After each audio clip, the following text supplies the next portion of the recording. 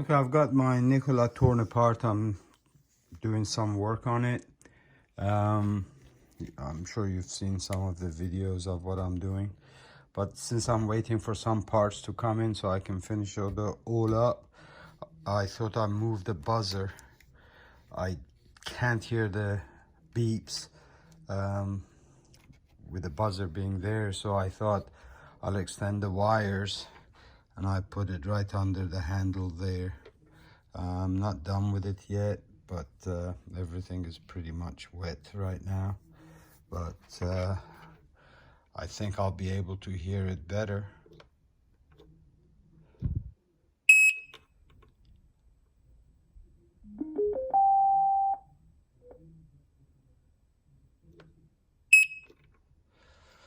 So once I'm done with it all, I'll make it beep while I'm riding and see if I can hear it any better, or this was a waste of time.